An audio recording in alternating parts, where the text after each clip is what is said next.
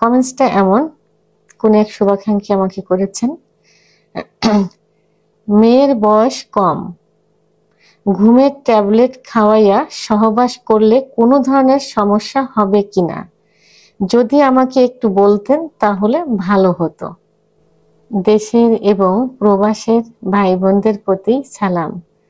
আসসালামু আলাইকুম। আমি প্রভাষক ডাক্তার রিক্তা পারভিন, হোমিওপ্যাথি এবং আয়ুর্বেদিক চিকিৎসক, চেম্বার সেবা, হোমিও কমপ্লেক্স অ্যান্ড সেবা ডিজিটাল ল্যাব, উপজেলা মডেল মসজিদের পূর্ব পাশে, শিমুলিয়া, মাগুরা। আজকে খুব গুরুত্বপূর্ণ একটি কমেন্টসের অ্যান্সার করব, যে কমেন্টসটা শুনলে অনেকেই সচেতন হতে পারবেন। তো এটা এতটাই গুরুত্বপূর্ণ যে এটা নিয়ে অনেক কিছু হচ্ছে, তারপরেও এখনো কেউ সচেতন হয়নি, ওপেনে সেগুলো করে যাচ্ছে। উনি বলতে চাচ্ছেন যে উনি যে মেয়ের সঙ্গে সহবাস করবেন তার বয়স কম, এখন অচেতন অবস্থায় তাকে সহবাস করতে চাচ্ছে, অর্থাৎ ঘুমের ওষুধ খাইয়ে। তো এখন ভাইয়া, আপনি যেটা করতে চাচ্ছেন সেটা কিন্তু কখনোই ঠিক না।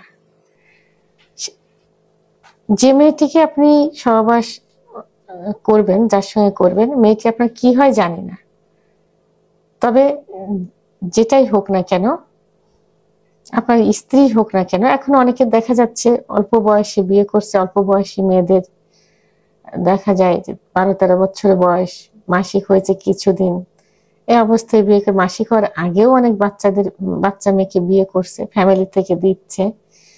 তো সে যেই হোক, আপনার ওয়াইফই হোক, আর আপনি কোনো মেয়ের প্রতি লোভ লালসা করেই করেন না কেন, এটা কিন্তু অত্যন্ত অন্যায় একটা কাজ, খুবই অন্যায় কাজ। এটা কিন্তু ধর্ষণের ভিতরে পড়বে এবং রেপ করার ভিতরে পড়বে, সেটা আপনার ওয়াইফ হোক না কেন।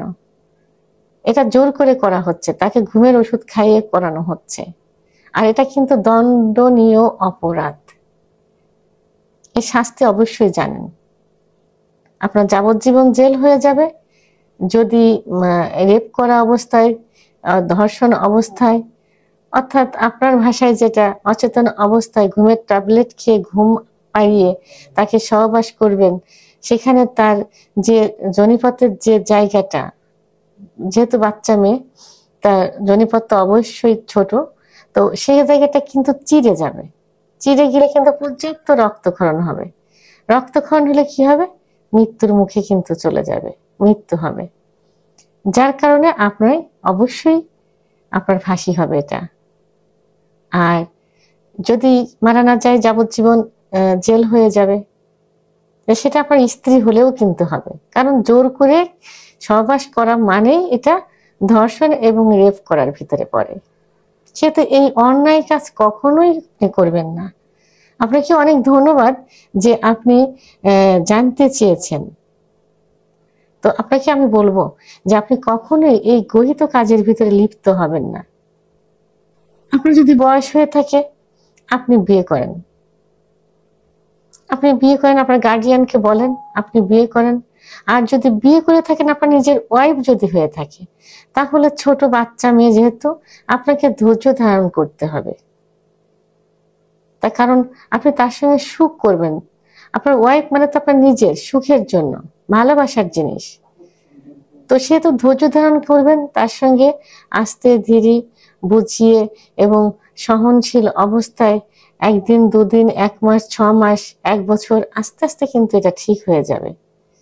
তো এভাবে হামলা করার মতো কিছু করে তো লাভ নেই। আপনি তো যুদ্ধ করতে চাচ্ছেন না, আপনি তো আপনার স্ত্রীকে সুখ দিবেন, নিজের সুখ নেবেন,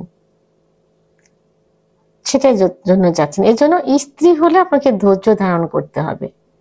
আর যদি স্ত্রী বাদে আপনি বাচ্চা মেয়ের সঙ্গে এটা করতে যান, তাহলে তো আপনি আসলে সম্পূর্ণ বিকৃতি রুচির পরিচয়, আপনি মানুষের ভিতরে পড়েন না। ঠিক আছে, এটা একদম একজন ভয়ঙ্কর নিকৃষ্ট একটা ব্যক্তির ভিতরে পড়ে যান। তো এটা আজকে আপনার উদ্দেশ্যে, তো আপনার কমেন্টসের অ্যান্সার করলাম, কিন্তু সবার উদ্দেশ্যেই বলবো, যাদের এই মনোভাব আছে, আপনারা ভুলেও কখনো এই কাজ করবেন না। এটা কি একেতে গুনার কাজ, তারপরে হলো এটা রেপ এবং ধর্ষণের ভিতরে পড়বে। যদি ইনকেস কিছু হয়ে যায়, রক্তক্ষরণ হয়ে, তাহলে তো আপনাকে ফাঁসির কাস্টে যেতে হবে, যাবজ্জীবন জেল হয়ে যাবে রেপ কেসের। সে তো আপনারা সচেতন হন, আপনারা কখনো ভুলেও এসব কাজের ভিতরে যাবেন না। ভিডিওটি সম্পর্কে যদি কোনো মতামত থেকে থাকে অবশ্যই কমেন্টসের মাধ্যমে জানাবেন। আর ভিডিওটি ভালো লাগলে লাইক, কমেন্ট, সাবস্ক্রাইব করে আমার সঙ্গে থাকুন। আল্লাহ হাফেজ।